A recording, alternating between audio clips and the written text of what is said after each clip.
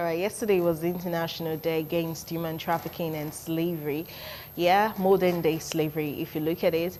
And the United Nations have actually realized that we have a lot more people running away from African countries, Middle East, because of crisis, poverty, and all sorts of unrest. And because of all of these problems, it seems like more people are making themselves victims, making themselves easy targets for traffickers to move out of the country for various reasons. And we cannot turn our face and make it seem like we're not seeing what's happening around us. Today, on Flipside, we're going to be talking about the fight against human trafficking. I even have a victim who wants to share her story with us, but you will meet her later. And then I have a guest too. We'll be talking about human trafficking and the battles we're all going to have to fight together and the ways we're going to put our hands together to curb this issue. Well, before we do that, we'll just hear the report that was done on it for the International Observance yesterday, and we'll get back to the studio to talk. Human trafficking has been described as a crime that exploits women, children and men, including forced labor. Edo State is one of the states in Nigeria affected by this scourge, which stakeholders said can only be reduced by engaging young people in useful ventures. First, they said the idle mind is the devil's workshop. So if our young people are engaged to be productive and they are really doing it, that will reduce illegal migration. Secondly, our education system should be on top of it. The only way to curb it, first, our leaders will be responsible enough to ensure that they live up to their oath, constitutional mandate, that the security and welfare of the people be the permanent purpose of governance. If the welfare of their people is made the permanent purpose of governance, there will be job creation. There will be electricity supply. All the necessary amenities that they require to stay back at home, will be there in such a way that they will be discouraged from going out there. Senior Special Assistant to Edo State Governor on Illegal Migration, Solomon Okodwa, said there is no better way to discourage trafficking than to tell young people not to allow themselves to be trafficked. Education plays a vital role, and information, also play a vital role. Hashtag no to say no to human trafficking. Hashtag no to irregular migration and say yes to education. That is what we are promoting. We want to drive it into the mind and spirit, soul and body of all the students, of all the parents and all the community leaders, and also to encourage them to report whoever is trying to lure their daughters, report whoever is trying to, traffic their sons and daughters to Europe or to Libya, at any part of the country. The World Day Against Trafficking is to sensitize the world on the ills of trafficking and help victims rebuild their lives. Boji Warrior reporting. All right, good to have you join us. The program is Flipside, and my name is Daisy Obai-Segun. We're talking about the fight against human trafficking, fighting against human trafficking. I have someone from NAPTIP here in the house. I'm talking about Joanne Ojewa. She's representing the boss from NAPTIP today, and together we're going to be talking about this. Thank God this is your field. For many people who do not know what NAPTIP is about, maybe you just talk to them a little bit about it before we get into our discussion today. Okay, thank you very much. NAPTIP means National Agency for the Prohibition of Trafficking in Persons. It was established in 2003 to look into the issues of human trafficking in Nigeria. Then we look at our office. We have a command that covers Edo and Delta. Benin command covers Edo and Delta states.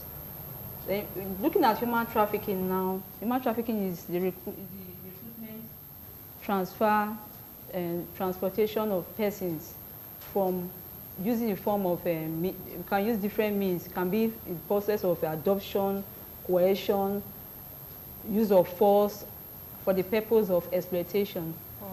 That's what human trafficking is all about. When you look at trafficking again, there are forms of exploitation under human trafficking.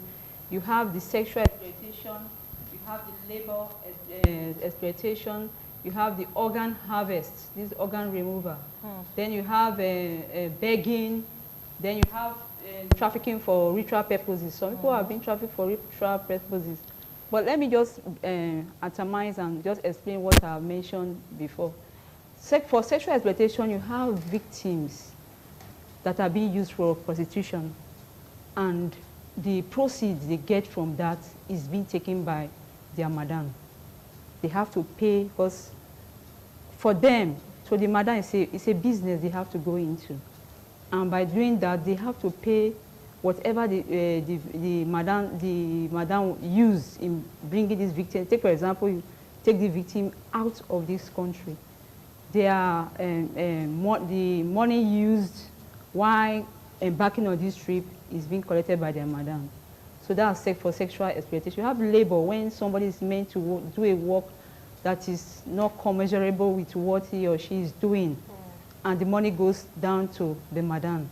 Again, that's labor exploitation. Then you have organ removal. This one is most common among young persons, because we now discover that a lot of persons that have this terminal illness that need organ transplant, they approach such persons and their kidney or liver is being removed based on the agreement between the donor. And again, the person may not even know what he or she is going to, because at the end of it all, the person has come up with health challenges, which may even end the person's life. So these are some of the forms of exploitation when you are talking about human trafficking.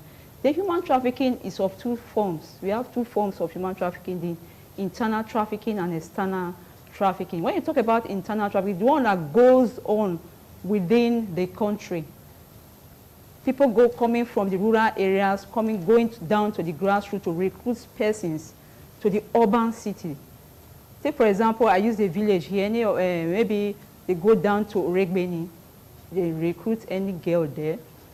Promise they can just, what they do, they just go to the person's family and say, okay, I want to help your daughter. I want to help her. I'll put her in school. Let her be staying with me. Or I'll don't worry, I'll take her to a city where she will learn a trade. Only for them to end that person in a brothel. Female are mostly liable to this. They end up in a brothel and they start doing prostitution work. And again, the earnings goes to the madam. In human trafficking, all the earnings of that victim goes to the madam. Okay. So that's what is human trafficking. Okay. Yeah. Now, you kept saying madam. It seemed like it's a case of women trafficking women. We have more women in this trafficking business than men, or is the women that come out to show themselves? No, it's not really like that, but we have men too in the chain of trafficking. But women are mostly involved. At the top. At the top. Then again, in human trafficking, children and women are mostly vulnerable in human trafficking. Okay. Yeah. All right. Now, I was going to ask who are the most at risk, apart from children and women. I totally agree with the women part of it, because I was even reading the statistics by the international body, and I saw that 70% of the people trafficked are women. Yeah. And amongst that, we have about 20% being underage women involved in this whole trafficking business. But you see, what are the causes of trafficking? Because in recent times, in Edo State, especially in Edo State, we now seem to have an international reputation for illegal migration, trafficking in persons, and you name it. They keep doing recruits, they keep bringing people back home, and the highest numbers seem to come from Edo. So I want to know, what exactly are the causes of this increase in number? Is it a tribal thing? Is it orientation? Is it poverty? Why do we have trafficking increasing in recent times?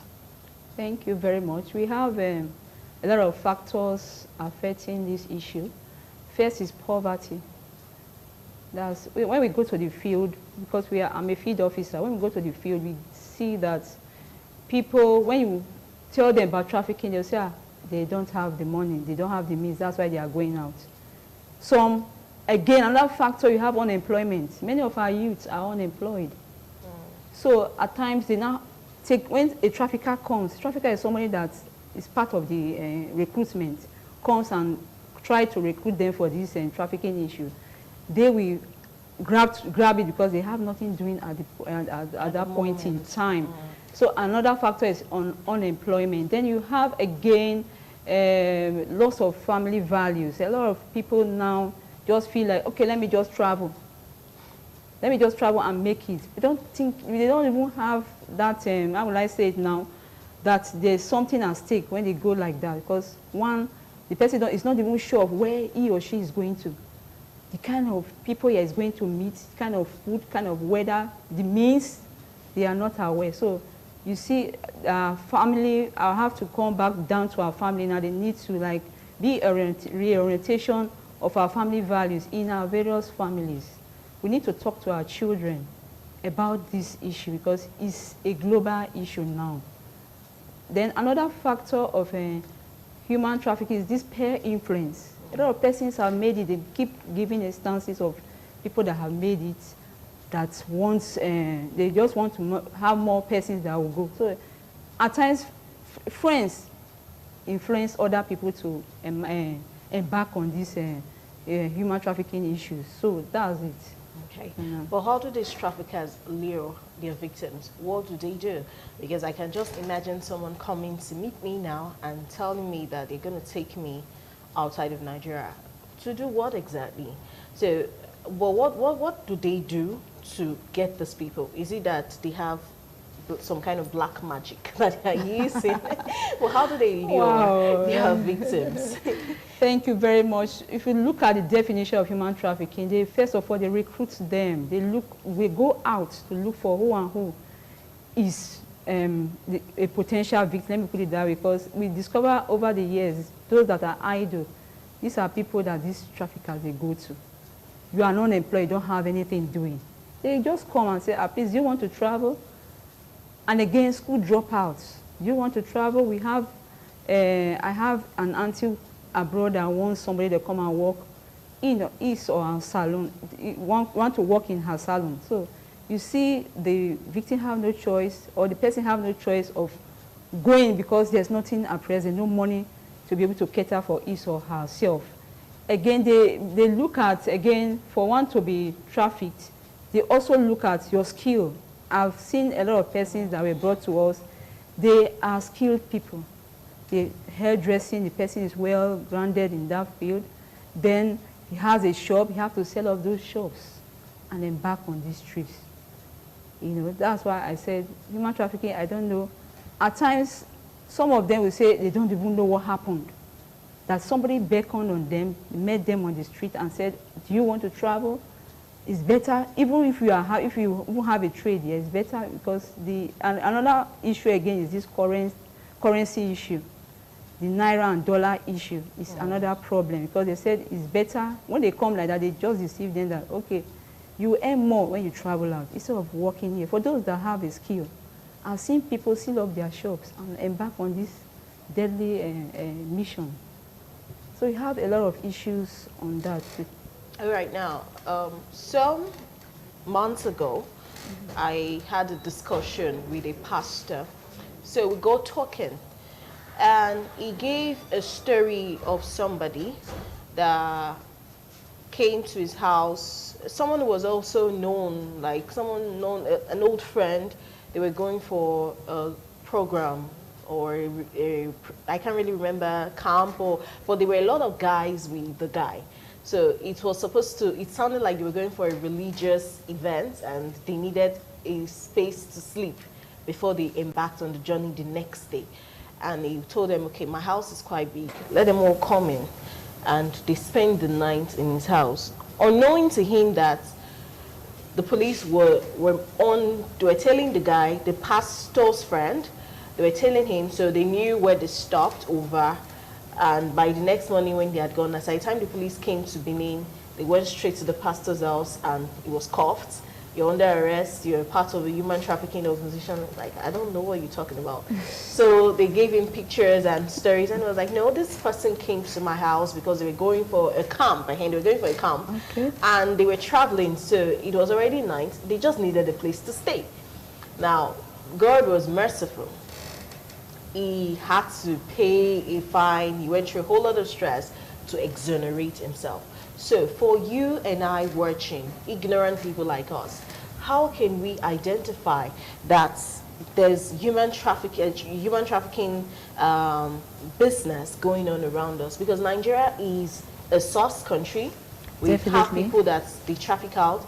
Nigeria is a transit country. And they stop over here and they move. And Nigeria is also a destination country. So trafficking also goes on here. How do we identify that there's a trafficking ring, let me put it like that, around us so that we can raise alarm and scream out for help? Yeah, thank you very much. You just made an instance that at times you have a house, just like what you have said. That example was a perfect one, where you have young persons come in and go out. And again, you know, this trafficking issue is secret in nature. You may not know. If you don't know the indicators of human trafficking, you may not know. People could come in and going and bringing young girls to a particular place, and maybe guys in that place. Then that place is being guided by some cartels. It's an indicator that that place may be used for trafficking issues. Again, when on transit, at times you see these victims, they are meant to dress like, when they are traveling, they are meant to dress like madams. 15-year-old girl is meant to dress as if it's an adult. These are some of the indicators. Then again, when you go to the motor parks, going through to the north, you see them, somebody is leading a group of 5 girls, young girls, almost of the same age range. Because in human trafficking, victims are mainly from 15 to 35 years. That's the productive age that they and the youth age that these traffickers mostly use. So you see them at the motor parks, somebody is talking. Even when you ask the young person, you want to like, okay, let me even find out where you are going to. Somebody is watching and seeing what you are doing. So they may have a head, maybe a guy or a woman, leading a group of young persons of the same age range. That's an indicator of knowing these traffickers. Then they may have, again, a bag full of foodstuff and emergency water storage for those, to embark on these journeys. Those that go through the desert, they have those kind of preparations for that event. Then again, these victims, they are not, even though they have passports, it's being held by their madams or that is taking them, or by the trafficker. They are not entitled to their earnings. You see, these are some of the indicators. Human trafficking, I just told you that we have 2 forms. The one that goes out of the country, when they get there, it's another ball game, because the madam will have to hold the traveling documents. So the person is not allowed, and there again, the movement is being controlled. The restriction of movement, even while they are on transit.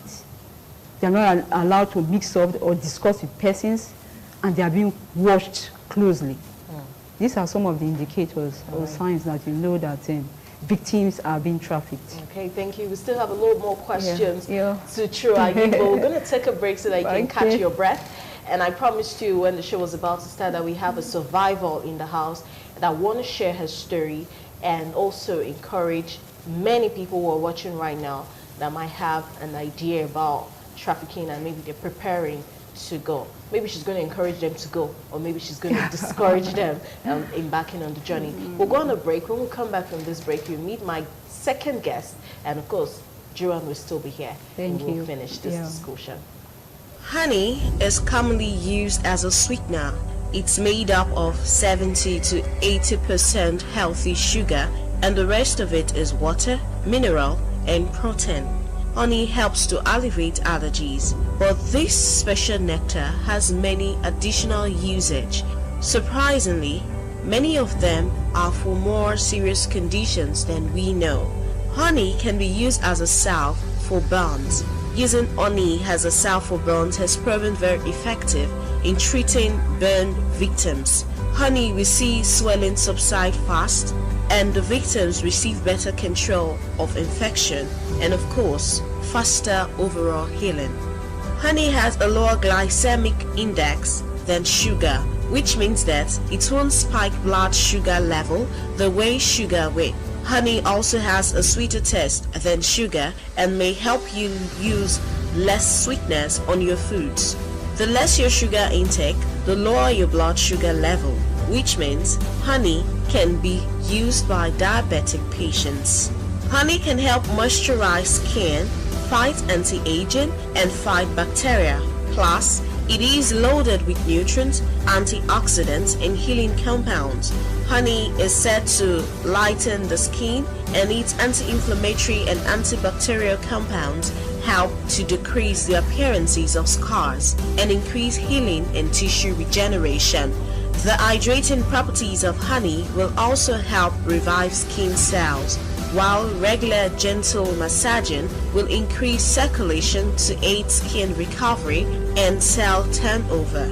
Honey contains antibacterial and antifungal properties that thwart bacteria that can lead to breakouts. Its inflammatory properties helps calm redness and irritation, making it effective for acne treatment. It is suitable for all skin types, so just massage raw honey on your face and rinse off after 20 minutes and see the effective results it will yield. It also helps relieve nausea. Mix honey with ginger and lemon juice to help counteract nausea. Honey is safe and it's medicinal, which means pregnant women can take it to help fight morning sickness. Raw honey promotes restorative sleep, so if you have difficulty sleeping, add a tablespoon of honey to warm milk to help increase melatonin, a toxin that helps one sleep. One of the important uses of honey is that it is an instant energy booster. Honey contains many different kinds of sugar molecules, especially glucose and fructose. However, unlike the regular white sugar we know, where fructose and glucose are combined to form sucrose, in honey, fructose and glucose are separate. Thus, the glucose becomes an instant energy source when you take honey. Another popular use of honey is to relieve sore throat. It clears the airways and it improves voice quality. That is why many singers take honey in the morning. Simply mix honey with lemon essential oils and peppermint oil in warm water or any sweets that have menthol for fast-acting benefits. Now, as you can see, there are many uses of honey in personal care products and medicine, and of course, it is a way to naturally sweeten up your diet without the negative side effects of white sugar. Honey is a delicious and natural sweetener many of us are already familiar with. But you must know that not all honey is created equal. Most commercial honey sold in stores is heated to high temperatures and pasteurized, getting rid of most of the beneficial enzymes, antioxidants, and other nutrients that are heat sensitive in honey. So, when choosing honey, be sure it is raw, unfiltered, and 100% pure, and also from a trusted source. With so many great benefits of honey, why not add a little raw honey to your diet today? Your body is your responsibility. Please take good care of it. Alright, I said before the break that I have a survivor in the house. I don't want to say a victim. People keep saying, you know, she is a survivor and she has a story to tell, and also she has a lot to tell.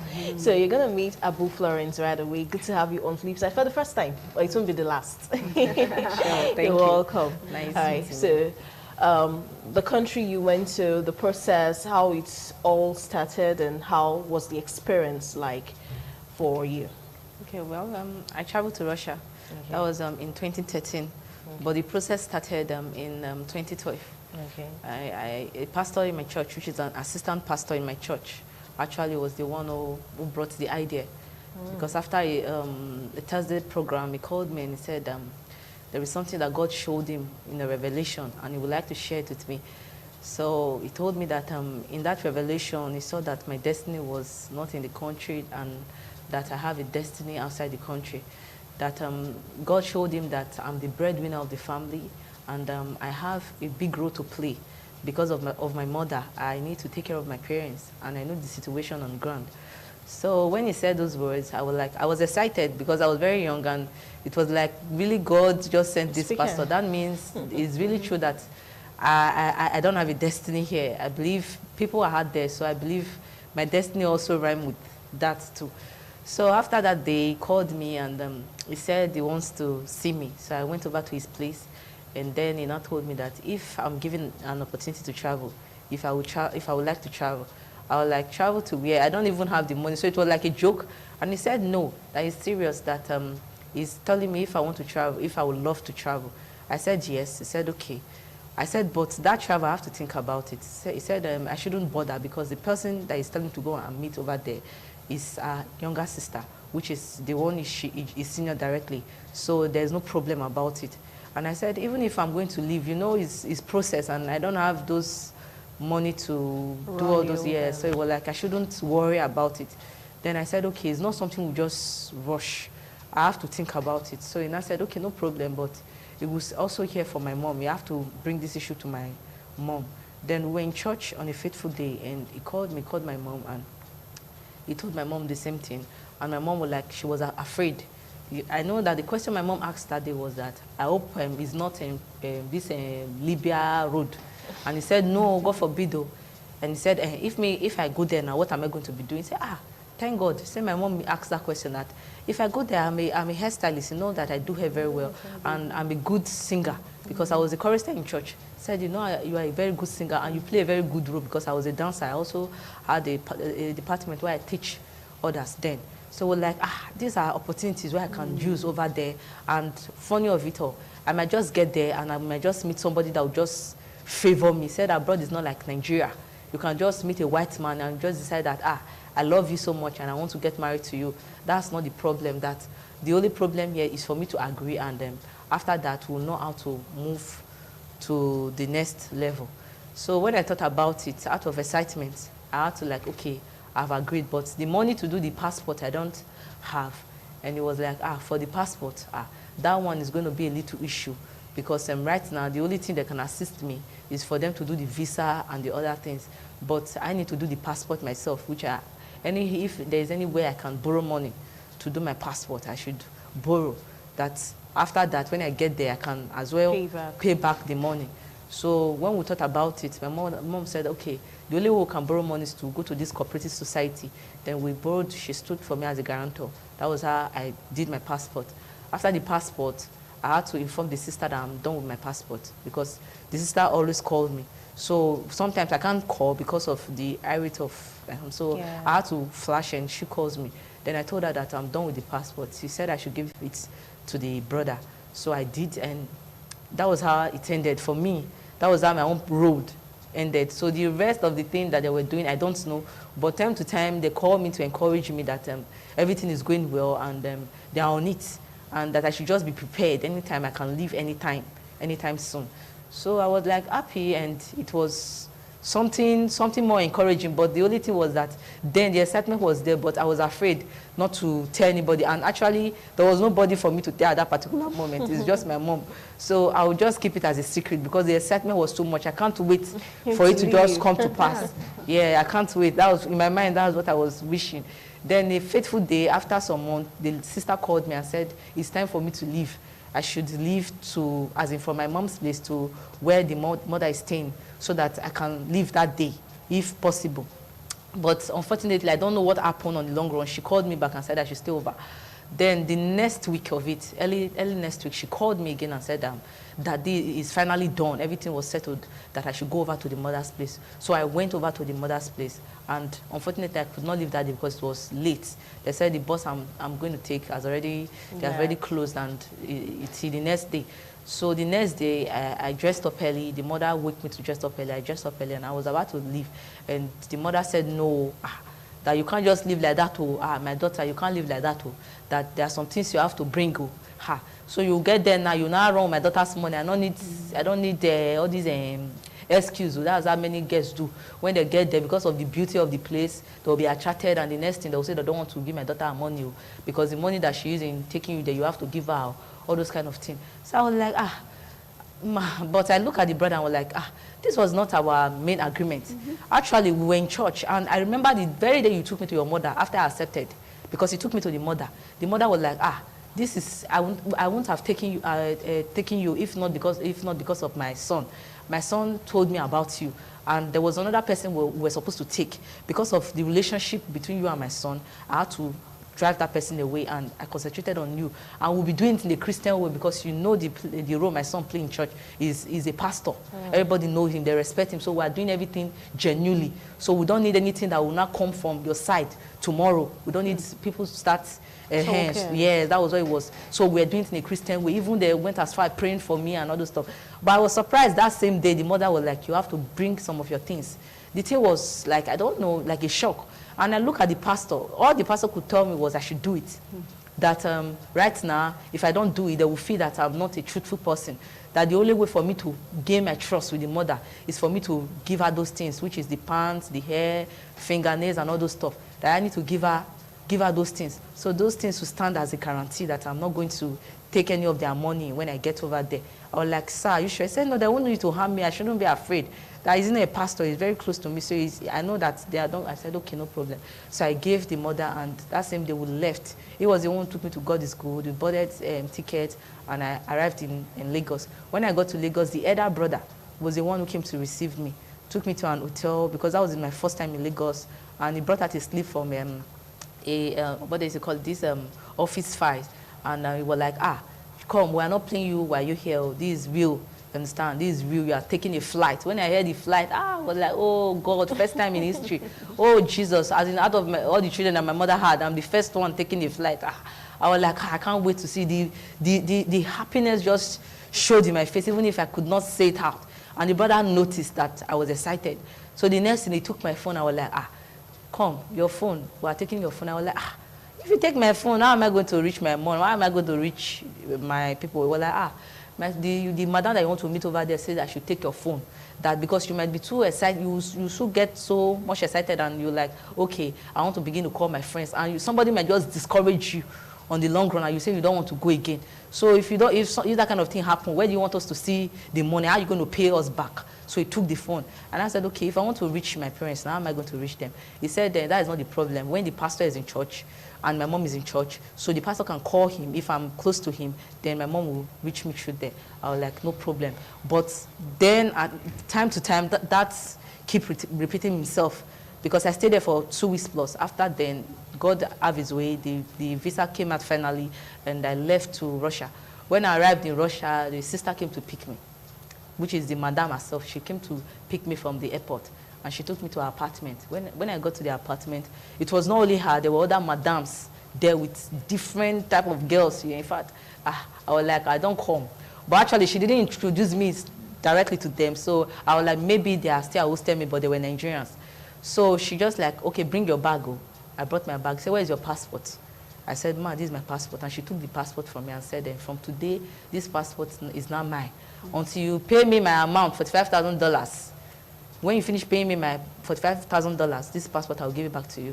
Then in my mind, I was like, I know, yes, $45,000. And I know that passport is very, very vital when you get to white man's land, because you can't walk without that passport. Then I was like, ma, if I want to walk, how am I going to walk on the street? And it was like, let it not be my headache. Let me leave that for her. Then she told me to take my bag inside the room. She told me to take my shower. She gave me food. She treated me well the first day. The second day we discussed and were like, my brother told me that you were making hair, and you still also told me that you're a stylist. He said, that's nice. She picked up her, what is it called, this iPad, started calling her friends on Skype, telling them that she has a new girl, and the girl is a very good stylist. Whenever they want to make their hair, they should just come over. They shouldn't go anywhere. She can make. So I was excited. I said, business don't start like this. That means that money will come. That was what I just thought in my heart. But I don't know that all those ones were just to wash my mind away from any other doubt or something like that. That there was great journey ahead of what I'm just seeing. So the third day of it, that was when she just like, hey, you don't come. So the night of it, she was like, my dear, you just need to dress up. We are going to somewhere, dress up very, very nice. It was winter. So I had to put on this trousers. I was not used to it. I had to put on like 5 trousers put on big socks and all those things. So it was like very, very heavy on me. I was like, where are we going to? He said, let's go. So when we went out, the thing it was like a shock.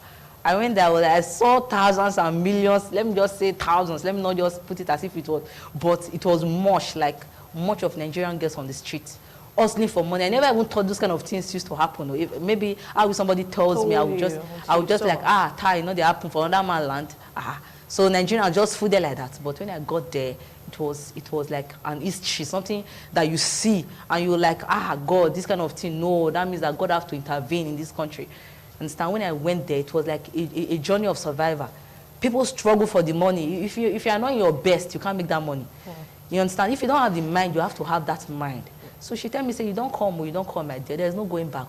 But were you able to pay? Yes, I was able to pay. I pay off. For 3 years, I pay off $45,000. That's a lot of money. I'm just thinking. I'm calculating that sum in my head. But how did you come back home? Well, after the payment, things was not going well with me. Like, I had some kind of issues that made me so devastated. And I thought the best thing I could do was to come back. I couldn't save. I couldn't even, the reason why I left because of my mother and my younger ones. I couldn't even meet up to any of them. I couldn't assist them anymore.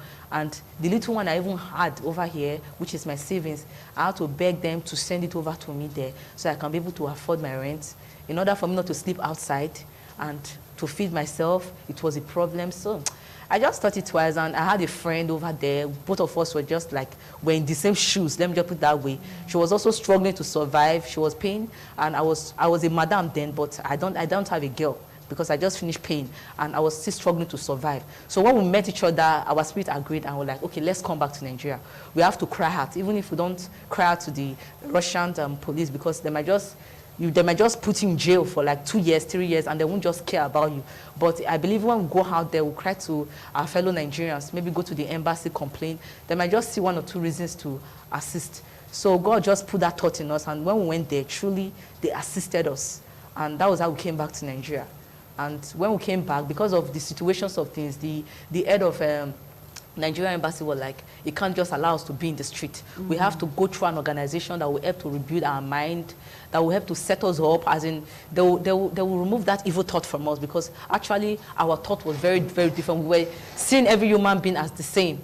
Then we're like, no, human being not get value again. So what's life for when we have seen the end and there's nothing? So we thank God. After we came to Nigeria, NAPTIP came to receive us from Lagos. They took us to shelter. At least they assisted us. They'll make us to look like a human, because actually the thinking was not like a human anymore. But they groom us to that person, for that process that we passed through there. Then I knew that something good is going to come out from us, because they made us to know that we are not left aside. There is still something in us that we have to bring out. Yeah. Okay. So she's definitely a survivor. We don't want to hear all these stories, because maybe I'll end up crying. So I don't want to cry. But I know someone is thinking out there, how is it that you were able to work in 3 years and pay $45,000, and when you became free, things became tight? We know how it happens. These things happen a lot. Now, in your experience, I'm going to ask you, Joanne. Yeah. Do human trafficking victims, at that time came out to say, this is what I'm going through, a crime has been committed, help me. But do they really speak out? Or they are too afraid, or they don't talk? Well, do they talk out and seek help, or they are laid back about getting help? Hey, thank you very much. It's a two-way thing. Some, because of the oath they have taken, they refuse to speak out. Oath is another factor of victims of human trafficking trying to hide the crime. Then because of that oath, then the victims, just like survivors have said, at times these traffickers threaten these victims, and they are sold into what they call debt bondage. There's a debt they need to service. Like, she paid $45,000 that she was meant to service. So these are control mechanisms that these traffickers use to control these victims. Again, we have survivors that they just they are bold enough to walk up to authorities in those destination countries they have gone to. They can go to their embassies to report. Then some on the streets, they can just meet a good Samaritan. They will tell their stories and those Samaritans now take them to their various embassies. It depends on who they meet. And at times, these are victims, they have gone through a lot. Some just go and report because they don't have passports to be in those countries. They have been held into and sent to deportation camps where they have to stay for some time before they are being set free. And it will take a long time before the authorities there take a record and see where these victims are from. So it depends on who they really meet, why, where they are in those countries. So these are some of the reasons why victims of human trafficking, some don't want to say anything because of they are afraid. Because another factor again, why in those countries, the destination countries, in European countries, back at home, their family members are being threatened. These are measures that you see them, they don't want trouble. So let me just continue with this crime. Take, for example, a person is being lured into prostitution. The person is asked to embark on prostitution. The person will not want our family members to be killed back at home. So she just have to comply. So these are some of the reasons why they don't talk. They don't talk. Okay. Now I'm going to ask you now, Florence. The destination countries seem to be doing a lot now to reduce trafficking, illegal migration. They volunteer flights to return Nigerians back home. But Nigeria as a source country, our people are moving. They bring some, they are leaving the next day. Do you think we're doing enough to put a stop to human trafficking? And what can we do so that this old trafficking issue will become a thing of the past? Okay, thank you. Well, for that, returnees coming and some of them are thinking of leaving, just as you said. I would say that if there is enough facilities to take care of them, I know we can't, human beings are not satisfiable. No matter how you try to satisfy a human being or a human, you can't reach to the edge. You can only just perform your duty as a human to that fellow human. You understand? That's what I feel. So if they are bringing back returnees, understand, and there is a platform whereby maybe they are being trained, because some of them that left there, they already have an advocate, understand, and you want to help them, not only by bringing them back, because some of them, their thought is totally different. They are not thinking the way you are thinking, because due to what they have passed through, you understand, a lot of stress, and they feel that the society is already against them, family pressures, and all the stuff. So with that shame, they might not want, they don't want to mingle with the society. You understand? You calling them back, you make them feel that they are precious to the society. And when you call them back, not for only you to just call them or try to like, okay, let's just do an empowerment stuff for them. When you do that, what they should call it, that little training, like giving them another skills outside of the one that they've learned, they try to empower them. Both NGOs, both what they used to call it, all those other organizations, even both the state governments, especially the state government, they should create funds for those returnees. E.g., I'm one of them. I'm speaking on their behalf. Understand? I was saying something earlier on that we're being trained in agriculture, and the state government promised to give us 100 million naira as a seed grant, and also promised to give us 150 acres of land. But since 2017 up to 2019, we have not gotten anything. And those returnees now, they are thinking of going back because they feel the state government just deceived them. Understand? Committees were being set up to follow us up.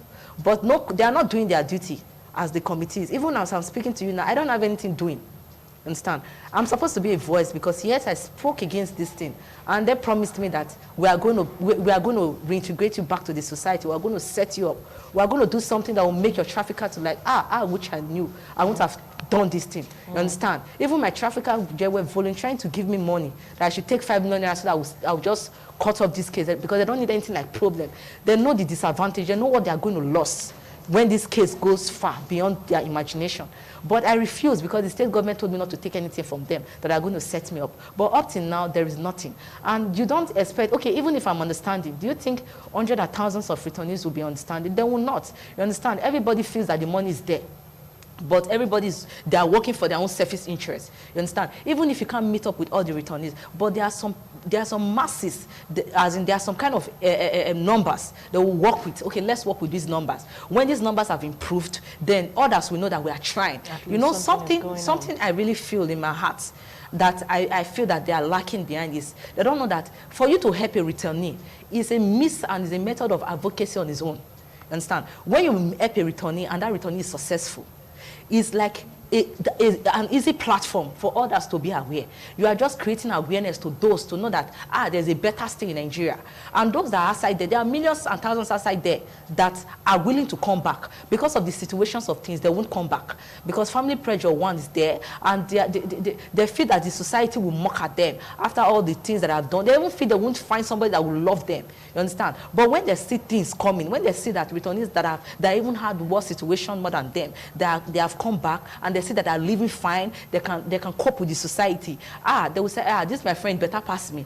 Let me come back, Jerry. That one not there. No, see what she don't gain for state government now. They don't want to come, as in they want to even call others of their friends. My dear, won't die here. Let's come back to our society. So I feel that if the state government create a platform for those that have returned, support them, you understand, financially, or help them business, because everybody have their own part of business where they know they can do well. You understand? Some people have the mind that when you give them business, they will sell it and run away. But I believe it's not everybody that will sell their business and run away. There are still some that want to stay over here. Yeah. Well, let them test them. Let them not just feel that because I didn't send them. Some will say I didn't send them to go out. So it's their own choice. But don't look at it from the other side. Let's look at it from the other way around. If you don't assist these people, and we are complaining of the crime in Nigeria, and those people become more terrorists than even the situation on ground, how is it going to be?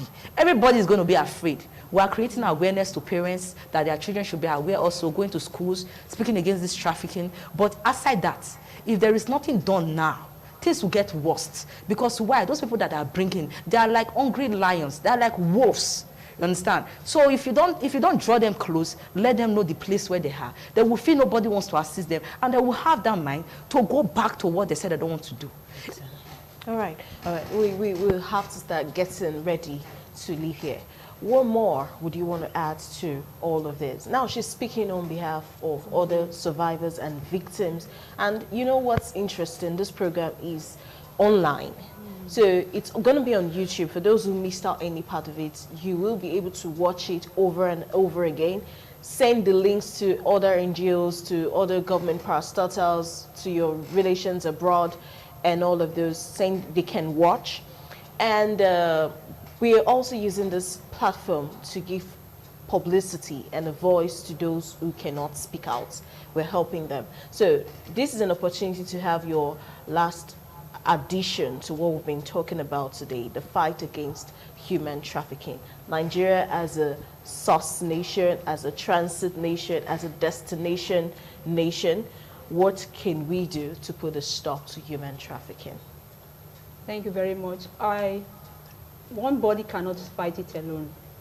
I feel all hands must be on deck to fight this crime. Our fathers, our mothers, they have a lot of work to do at home. The government have its own role to play. Even the society have its role to play, because Nigeria have been tagged, I don't know, have the highest number of human trafficking issues now, and they do have been highlighted. Yes. So it's going to be an action, a clarion call for action for everybody. We have to come together to look for a way to fight this crime. Thank you. All right. Your last words. Any other thing you want to add? Just use this opportunity to say it all. Thank you. Well, I want to plead with the state government, Governor Godwin Obaseki. I'm pleading to him that promise he made towards me, that he should please fulfill the promise. Understand? It was a bold step I took. Not every girl should take that step to come out. I know the threat, but I had to do it because of some reasons. And I'm not only doing it because of myself, but I'm also doing it because I want to help others in the little way I can.